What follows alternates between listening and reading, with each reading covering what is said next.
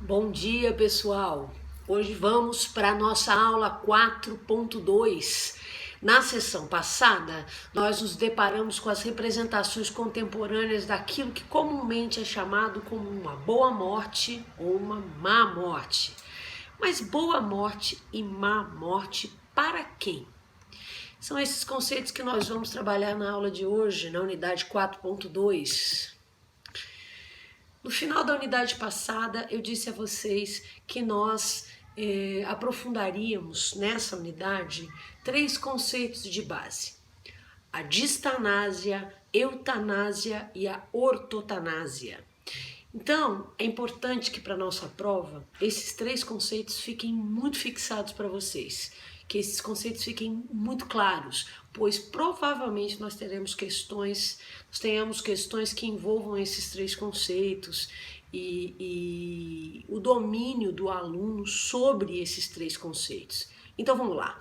A distanásia é a prática pela qual se prolonga por meios artificiais a vida de um doente, mesmo quando nós já sabemos que não existem mais possibilidades de cura. Então, a distanásia ela é vista de forma crítica por alguns profissionais da saúde como sendo uma forma de prolongar de forma inútil e sem que haja benefícios concretos para a pessoa quando ela está na fase terminal. Seria manter a pessoa viva, mesmo sem a chance de recuperação, com auxílio de aparelhos.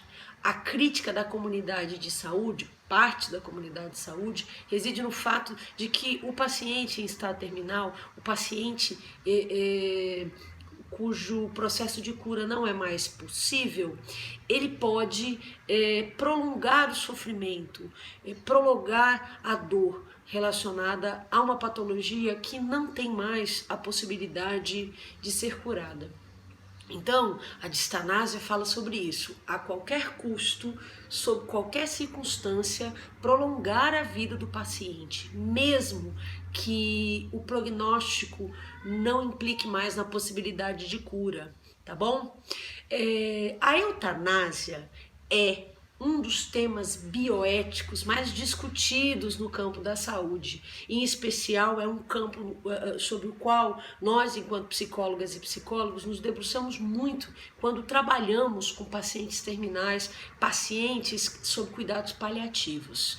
A eutanásia é conceituada como ações que têm por finalidade, retirar a vida do ser humano por razões tidas como humanísticas, do ponto de vista pessoal do profissional ou do paciente ou da sociedade. Então a eutanásia nos fala do desejo do paciente ou do desejo da família, ou mesmo do entendimento do profissional que entende que aquela vida não tem mais sentido em ser prolongada, considerando que existem diversos procedimentos, por vezes dolorosos, para a manutenção de uma vida cuja cura e reversão do quadro não será mais possível.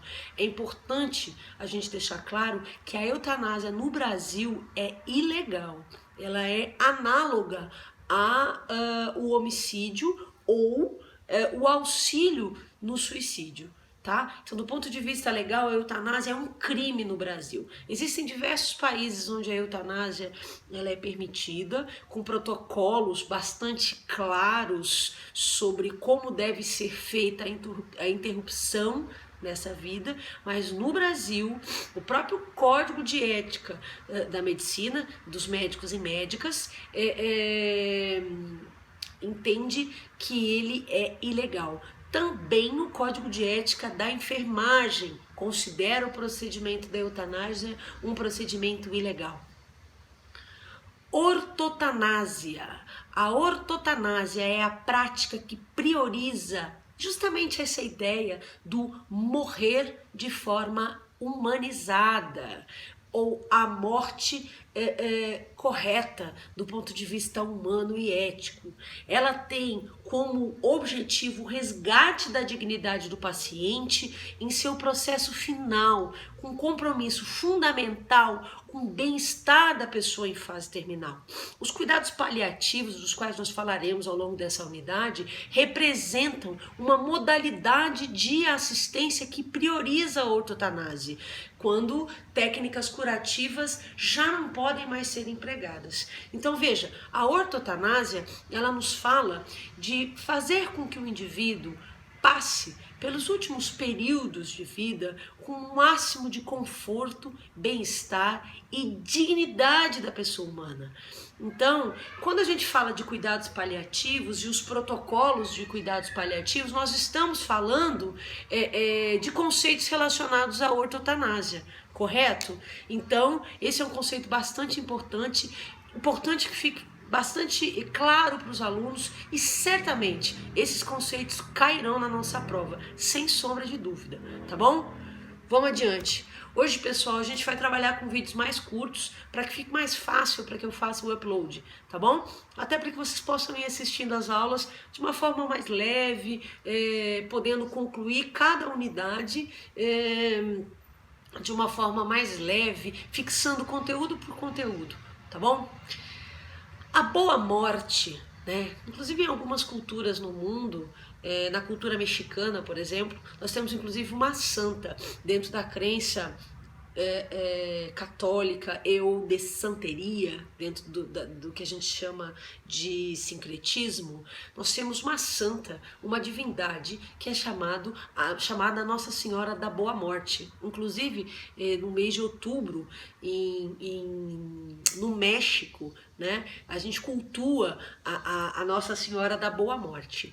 Aqui nós estamos falando de uma morte dentro dos parâmetros da dignidade da pessoa humana, dentro dos parâmetros de morrer com o mínimo de dor e sofrimento, né? Que essa passagem, né? Que esse término do ciclo vital seja com a maior qualidade possível para o sujeito. Tá?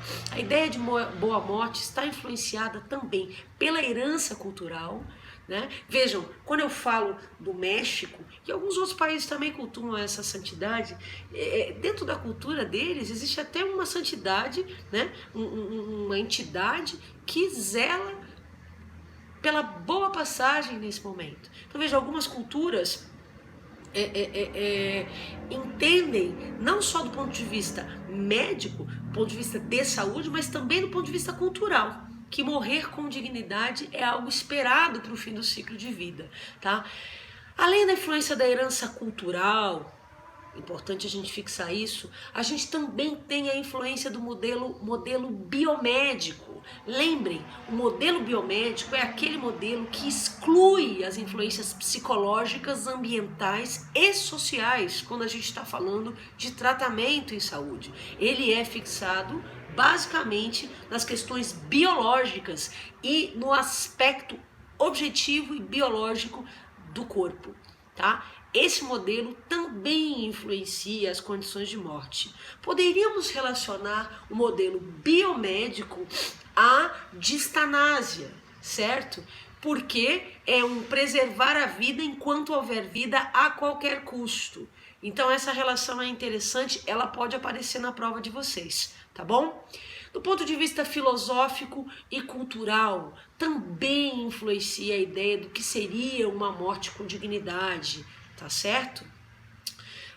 Pode referir-se às questões religiosas, espirituais, mas também a ideia de promover uma boa morte pelo uso de medicamentos para o alívio da dor.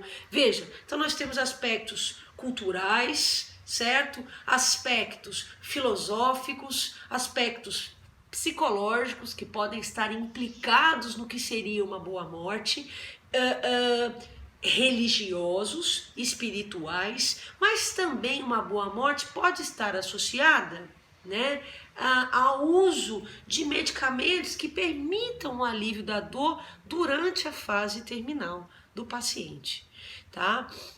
Relembrando, eu acho que isso é importante a gente relembrar da outra unidade, A tríade tem diferentes entendimentos sobre a morte, causando por vezes desentendimentos e sofrimentos cruzados quando a gente está lidando com um paciente em fase terminal. Lembrando que a tríade é o foco de atenção da psicologia nos hospitais. É o paciente, os familiares e os trabalhadores em saúde.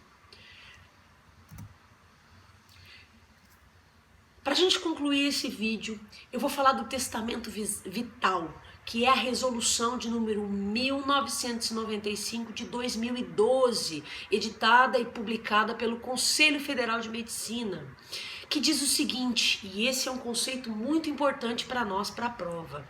Qualquer pessoa, atenção para as questões que possam delimitar que pessoa é essa.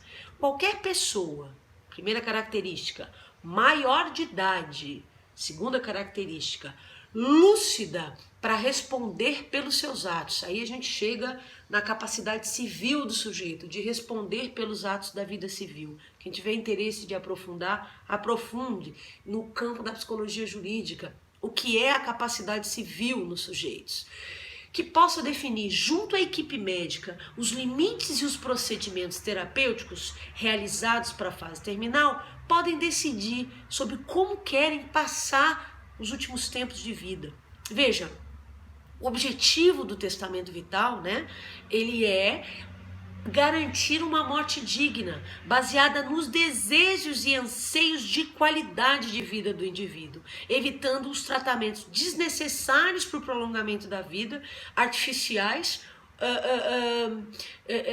ou que tenham mínimos benefícios. Então veja, o sujeito pode, se ele estiver lúcido, for maior de idade, definir junto com a equipe médica qual é o limite que ele quer chegar para o prolongamento da vida dele na fase terminal.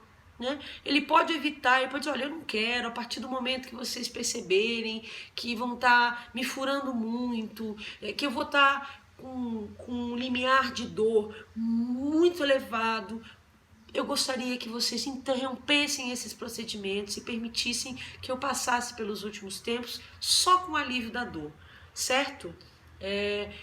Isso é possível no Brasil, isso está previsto nessa resolução que eu citei para vocês, e é importante porque essa é uma questão muito boa de a gente ter na prova, tá bom? Encerramos aqui o vídeo 1 do nosso capítulo da unidade 4.2 da nossa prova.